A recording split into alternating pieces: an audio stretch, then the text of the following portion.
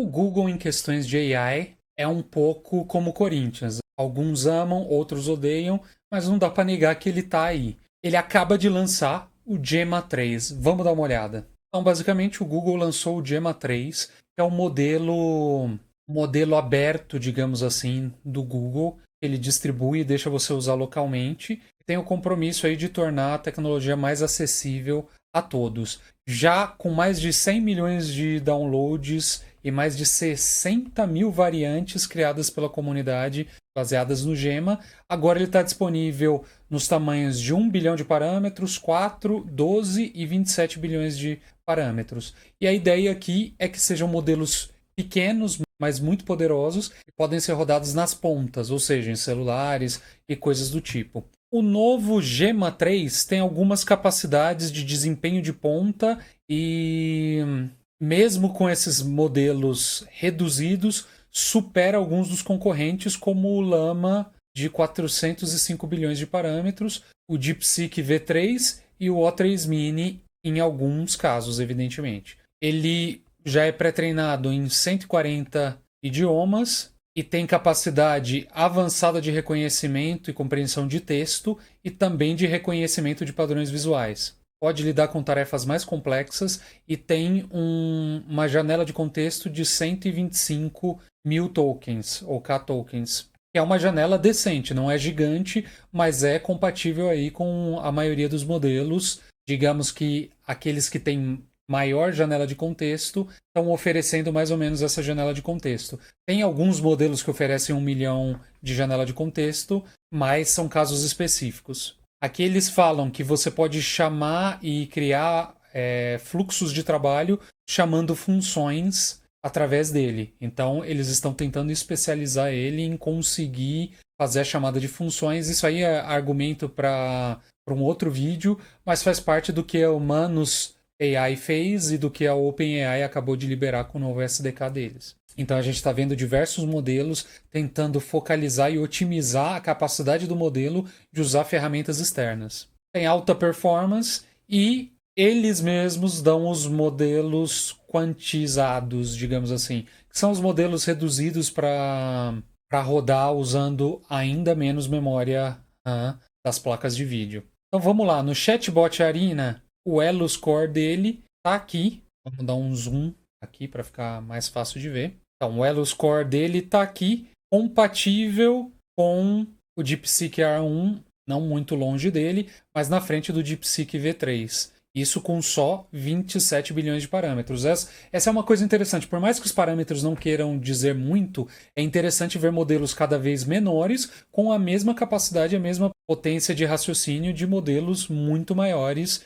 em quantidade de parâmetros. E um dado interessante é aqui a quantidade de GPUs H100 da NVIDIA que foram utilizadas, né? O DeepSeek R1 precisou de todas essas, o Gemma 3 de 27 bilhões de parâmetros, um pontinho e por aí vai, né? Então, ele foca em ser muito, mas muito performático. Aí ele continua a falar de diversos testes de segurança e tudo mais, né? Aquela conversa que sim, é importante, mas o Google dá atenção demais e a maioria das outras pessoas está dando atenção de menos ou não está ligando para isso. Então, o quanto ele é safe e limita a possibilidade de uso indevido para conteúdo perigoso, sexualmente explícito ou violento. Aqui eles falam uma coisa que é bem interessante, que ele já está pronto para ser integrado com boa parte das ferramentas que existem atualmente e que vai estar disponível aí, inclusive, no Hugging Face, através do Ollama e do Kaggle. Mas vamos lá, vamos dar uma olhadinha nas capacidades desse modelo.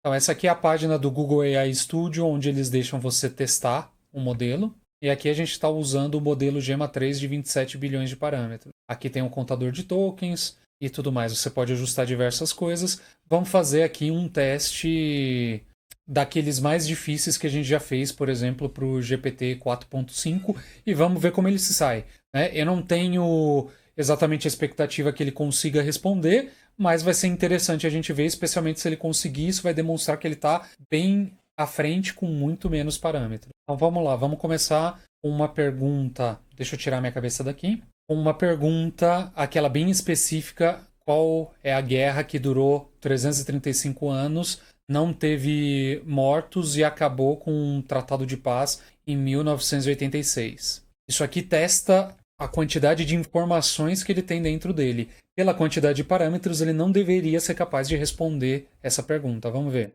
Ele está pensando aqui. Essa quantidade de tempo que ele pensa também não é um grande problema, inclusive porque não necessariamente a gente está rodando em uma máquina com muita capacidade de processamento. Ele respondeu que é a Anglo-Dutch War, especificamente a guerra entre a ilha de Sicily e Netherlands. E é exatamente isso, então ele acertou. Vamos fazer uma pergunta de lógica para ele. Então vamos fazer uma pergunta de lógica para ele, ver quanto ele é bom na lógica.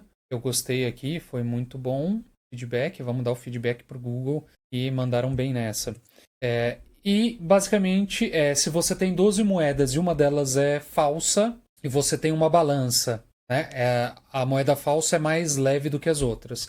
Usando só 3 pesagens em uma balança de comparação, como você pode achar qual é a moeda falsa? Então vamos ver se ele consegue responder. Tá pensando aqui, já começou a responder, não é lento, mesmo que leve alguns segundos, não é lento. Então vamos ver a resposta dele, né? Ele começa com a primeira pesagem, coloca de 1 a 4 de um lado, de 5 a 8 do outro lado. Se tá exatamente igual, todas as moedas de 1 a 8 são verdadeiras. Se um dos lados é mais pesado, quer dizer que a moeda falsa está entre as moedas do outro lado e vice-versa. E aí você tem que fazer uma outra pesagem. E aí ele coloca a 9, 10 e 11. E aí basicamente ele pega o caso 1, né? Quando todas são moedas verdadeiras. Então ele vai pegar uma moeda aleatória entre aquelas 8, porque ele sabe que todas são verdadeiras, e vai pesar a 9 e a 10 com uma verdadeira, e a 11 e a 12 com mais uma verdadeira. Evidentemente, o lado que tiver uma das moedas falsas vai ser demonstrado, e aí você só pesa uma moeda contra a outra na terceira pesagem. Aqui o subcaso 2. Ok, aqui no caso de um lado mais pesado, então você sabe que as moedas falsas estão entre a 5, 6, 7 e 8. Ele vai colocar a 1, 2 e a 5 de um lado, e a 3, 9 e 10 do outro. Isso aqui me pareceu que ou ele deu uma explicação muito complexa, eu não entendi muito bem, mas aparentemente ele conseguiu chegar na solução. Né? Tem uma parte aqui um pouquinho complexa, dá muito trabalho de ficar lendo. As respostas, por exemplo, do ChatGPT 4.5 são muito mais diretas e muito mais claras, mas em teoria ele conseguiu. Vamos fazer um outro teste aqui com uma pergunta de criatividade. Esse modelo provavelmente não foi focalizado em criatividade, mas vamos ver se ele consegue fazer um poema que lê da mesma forma de trás para frente e de frente para trás, né? Um palíndromo. Vamos ver. Tá pensando aqui, 3 segundos, 4 segundos, vamos ver.